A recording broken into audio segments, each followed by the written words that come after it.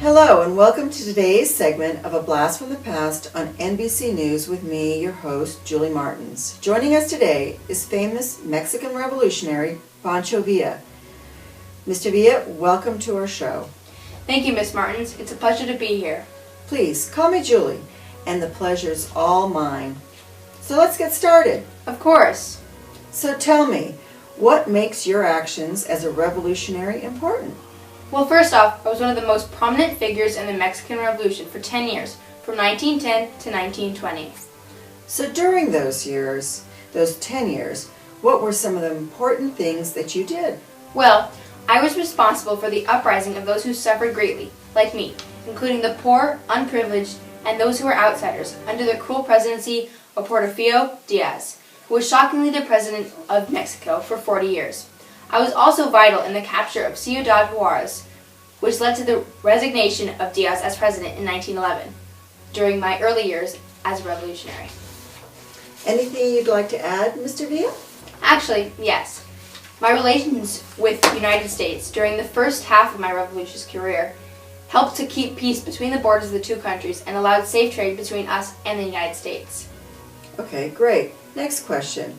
What were the 3 accomplishments you'd like to discuss today? Well, my most important accomplishment would have to be Orozco, Pascual, and I's defeat at Ciudad Juarez. Along with Orozco and troops made up of unqualified guerrilla soldiers, we fought and defeated the federal troops that resided in front of the gates of the city. From this defeat, we were able to acquire large quantities of guns, ammunition, and other weapons, which were very useful later on when we had to fight larger groups of troops. In turn, this defeat also caused the horrible President Diaz to resign as president of Mexico only a few days later. And the other 2? Well, my first act as a revolutionary was the assassination of 2 major political enemies, one of whom had been a former compadre of mine who turned out to be a traitor, and the other who was a judge in support of President Diaz, which sent an important message to Diaz about the capabilities of us, the revolutionaries. Later on, I also recruited over 300 men to attack the small town of San Andreas near the large city of Chihuahua, which also helped to show Diaz how strong we really are. So, let our viewers know about your family. Well, my parents, Agustin Arango and Michaela Arambla, were sharecroppers on one of the largest haciendas in my hometown of Durango, Mexico. Including me, they had 5 children, the oldest of them being myself. My father died when I was young, and because of the oldest of 5, I had to work hard to support our family. After my father's death, I shot and badly wounded the owner of the hacienda that my family had worked on, because the man would not leave my sister alone, even after my mother insisted he had to. The next day, I learned that a posse was after me, and I had to run, forcing me to become a fugitive of the law, running from the law at age 16.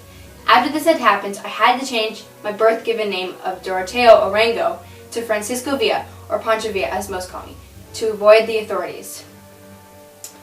Please tell us about your childhood education. Well, because of my family's low financial status, a formal education was not much of an option for me, and because of my father's passing, it was required of me to help out around the house on the farm, leaving no time for an education at all.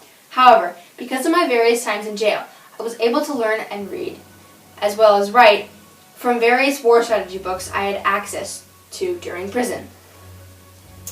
Well, second to the last question, how were you influenced by external factors such as your family and society in general? Well, first off, I grew up in a poor family during a time where Mexico's government made life increasingly harder for poor class families like my own. From a young age, my family and I were faced with the negative impacts of rules and laws enforced upon us by President Diaz, causing me to form a strong dislike of the Mexican government at such a young age. Also, I grew up in a culture that disliked authorities because of the poor treatment they had enforced upon us for years, leading to my current negative views upon certain authority figures in the Mexican government. Last question. Are you a moral or immoral person, and why? Well, I'd say that overall, I'm a very moral person. I've always had good intentions and a strong moral core. I try to do everything I can to help those around me succeed, even though sometimes these actions unintentionally cause harm to others. I've fought against the Mexican government to help the poor, the unprivileged, and the outsiders who couldn't have otherwise gained societal or economical success under Diaz, like my own family. I have also always looked out for my friends and family, giving them money when I can and providing them with whatever possible. Although I have stolen from others many times, which some may use against me, I always give what I take to those who need it and deserve it more. Well, that sounds really amazing. You certainly made a difference in your time as a revolutionary, and you made a difference to your family. Wow, thank you. Well, thank you for joining us here today, and I hope you'll be back sometime in the future. Me too. Thank you, folks, for joining us here tonight on our show, Blast from the Past. Good night, and take care.